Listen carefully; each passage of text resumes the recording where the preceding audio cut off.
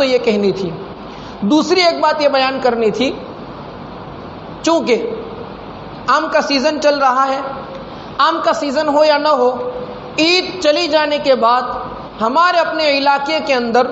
نوجوانوں میں خصوصاً ایک رواج ہوتا ہے کہ وہ عید کے دوسرے دنوں میں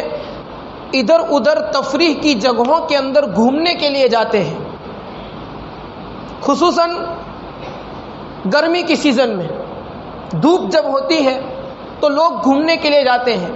دیکھو، میں نے پہلے بھی کہا تھا اور آج بھی کہتا ہوں، گھومنے جانا تفریح کی جگہ پر یہ گناہ نہیں ہے، جائز ہے، لیکن شرط ہے کہ جس جگہ پر ہم جا رہے ہیں وہاں گناہ نہ ہوتا ہو۔ اب دیکھا یہ گیا، یہ بات یہ اس لیے عرض کر رہا ہوں کہ اس بات کو دوسرے ساتھیوں تک پہنچایا جائے۔ دیکھا گیا ہمارے یہاں آم کا سیزن چل رہا ہے، بہت سارے ساتھی ابھی شیر اور بھیڑیوں کے منہ میں رہتے ہوئے حلال روزی کی تلاش کے اندر کڑی سخت دھوپ کے اندر ادھر ادھر بھٹک رہے ہیں اور محنتیں کر رہے ہیں، اور ہم دعا کرتے ہیں کہ اللہ تعالیٰ سب کو برکت والی عافیت والی روزی دے۔ ہم خود دعا کرتے ہیں کہ اللہ تعالیٰ سب کو روزی دے اور سب کما کر کے آوے تو ہمیں خوشی ہوگی۔ مسلمان کمائیں گے تو اللہ کے راستے میں خرچ کریں گے، غریبوں کی مدد کریں گے، امت کا فائدہ ہوگا، مسلمانوں کا فائدہ ہوگا۔ لیکن بات یہ ہے کہ کچھ لوگ تفریح کے نام پر وہاں پر جاتے ہیں، اور مرد تو مرد عورتوں تک وہاں پر لے جائی جاتی ہے، اور عورتیں لے جا کر آدمی کی غیرت یہاں تک مر چکی ہے، کیا کہا جائے اس کے اوپر۔ وہ پانی کا جو دھوت جامواڑہ کے علاقے کے اندر چل رہا ہے، وہاں پر مرد حضرات اپنی عورتوں کو لے جاتے ہیں۔ اب گھر سے لے جاتے ہیں، ڈرائیور اجنبی ہے، اس کے ساتھ ہماری جوان بچیاں جا رہی ہے، باپ یا بیٹا یا بھائی اس کے ساتھ نہیں ہوتا ہے، اجنبی کے ساتھ سفر کرنا ہوتا ہے، اتنا لمبا سفر، اور پھر وہاں پر جانے کے بعد دیکھا جاتا ہے، مسلمان تو سمجھے لیکن کچھ غیر مسلم بھی ایسے ہوتے ہیں کہ جو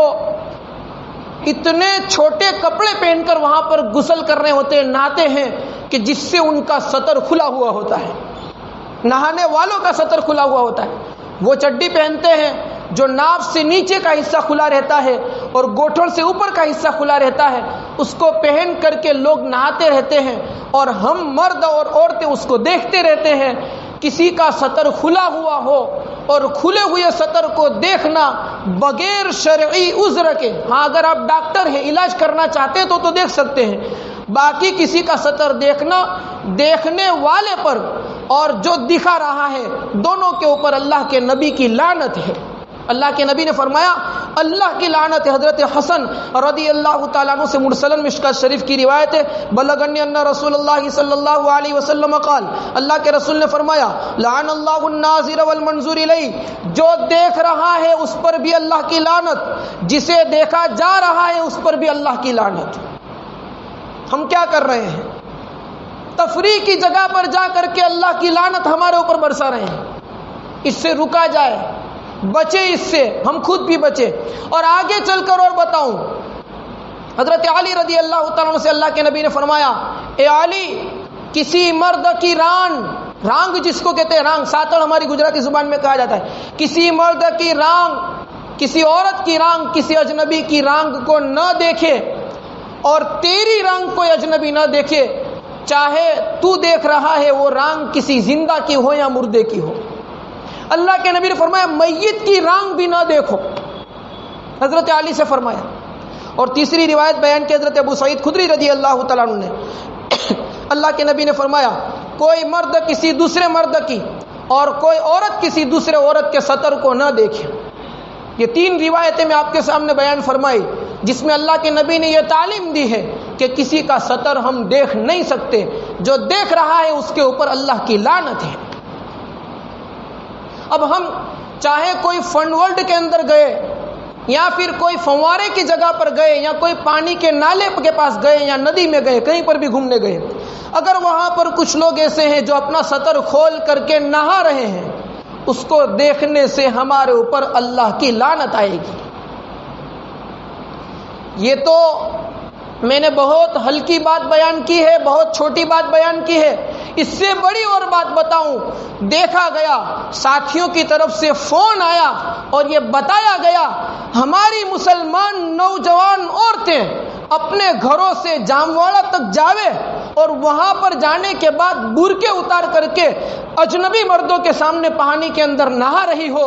اس سے ہم سمجھ سکتے ہیں کہ عورت کے کپڑے کتنے پتلے ہوتے ہیں، اور جب وہ گیلے ہو جائے اور اس کو اجنبی مرد بہت سارے دیکھ رہے ہو اور اس نہانے والی بیٹی کا باپ، اس نہانے والی بیوی کا شوہر اور اس نہانے والی بیٹی کا باپ دیکھ رہا ہے، بھائی بہن کو دیکھ رہا ہے، اس کا دل پتہ نہیں کس طرح مر گیا ہے مسلمان کا، یا وہ دیوس بنا بیٹھا ہے کہ اس طریقے سے لوگ دیکھ رہے ہیں اور ان کے گھر کی عورتیں تماشا کر رہی ہیں، اللہ کے عذاب کو دعوت دے رہی ہیں۔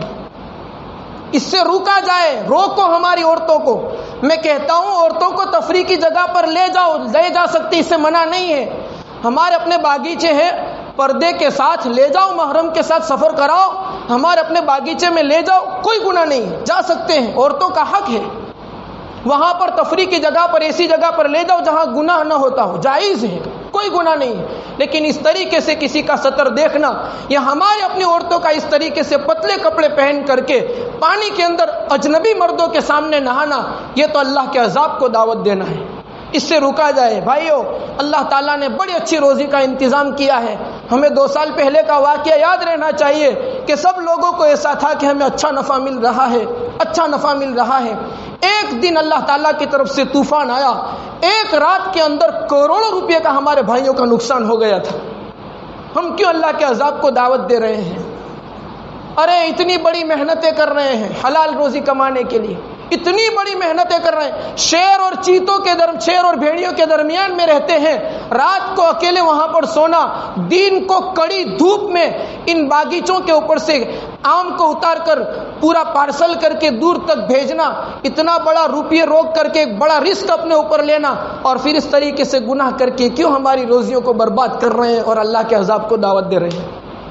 اس سے روکا جائے۔ میری یہ بات دور تک ساتھیوں کو پہنچائی جائے۔ اللہ کرے ہم سب کو عمل نصیب ہو جائے۔ میں ایک عبارت آپ کے سامنے نقل کر دوں، امام سرخسی نے مبسوط میں بیان کیا ہے، الاصل ان النظر الى العورت حرام، کسی بھی مرد کا کسی عورت کی طرف یا کسی عورت کا کسی مرد کے سطر کو دیکھنا یا کسی عورت کا کسی عورت کا، یعنی ایک دوسرے کا سطر، چاہے عورت عورت کی طرف یا مرد مرد کی طرف بھی دیکھے تو بھی سطر دیکھنا یہ حرام ہے۔ اور عورت کا سطر ہے سر کے بالوں سے لے کر پیر کے تلوے تک،